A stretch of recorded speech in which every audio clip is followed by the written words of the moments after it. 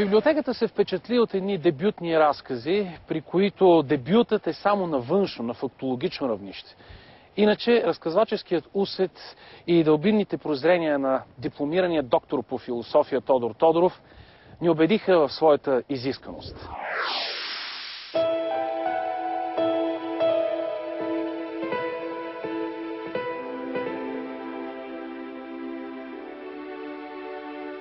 В наши дни ерудираното писане е рядка ценност.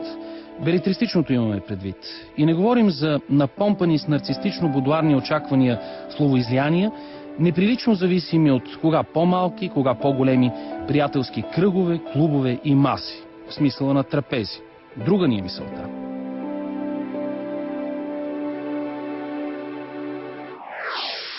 Това е странно, че остава като основно чувство, така в доста читатели съм забелязал, това настроение, което текстовете предават, при все, че те в много от тях присъстват някакви типични образи от приказки, дори бих казал романтични образи, рицари, поети, магьосници, някакви такива същества, които обаче влизат в една друга среда, която е омагьосана или омагьосана, оргиална, оргиастична дори. Митко Новков сподели с мен, че книгата според него е сюрреализъм с елементи на садомазо.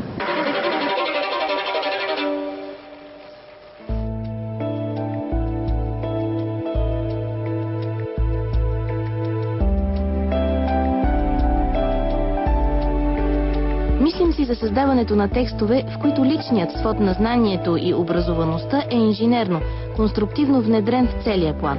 С други думи, за нещо разположено зад фасадата, но фундаментално като функция, независимо от това дали тя е по-скоро строга, фанатично функционална или напротив, декоративна.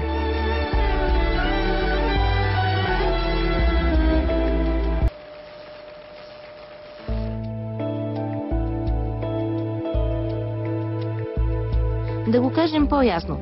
Тодор Тодоров е доктор по философия, университетски преподавател, общуващ с средновековната арабска и европейска мисловност рутинно, а това ще рече интимно.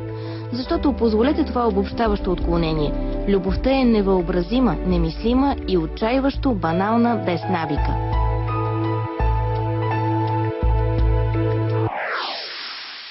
Някакви източни поведи, доколкото аз по някакъв начин се въвлечен в такива източни неща, т.е. заниманията ми с арабска философия.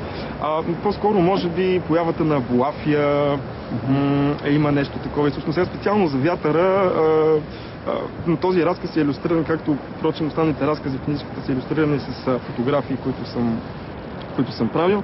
Е илюстрирана с една снимка от по време на урагана Кирил в Кьолн. Когато урагана Кирил помете града и съм направил една снимка след това.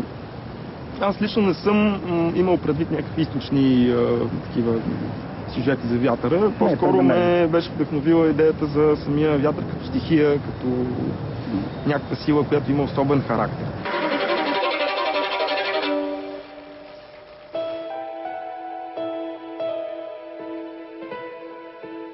Кратките разкази, приказки на Тодор Тодоров оставят в съзнанието вкус, който може да бъде оприличен на пастелната и спокойна радост, наслагваща се в душата при продължителното заглеждане в картините на така наречените малки холандци.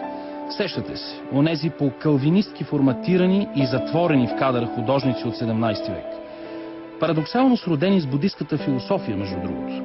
Родството звучи само, че някъде под повърхността на заледените езера в картините на холандците. Езера, по които с несъвършените си кънки се парзаля една вече наложила се и все още очудваща околния свят буржуазия.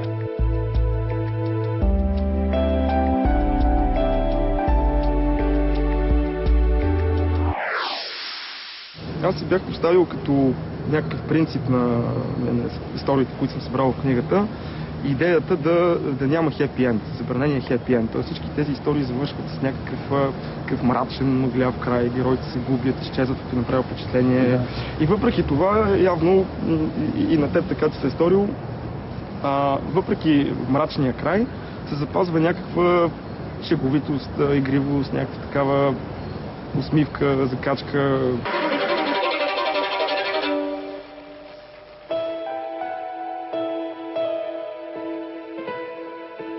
Щастливо разминала се с напрежението на дебюта и поетически независима е книгата на Тодор Тодоров. Не ни разбирайте погрешно. Влияния в нея, слава Богу, се разпознават. Хубавото е, че не се долавят нелегитимни зависимости.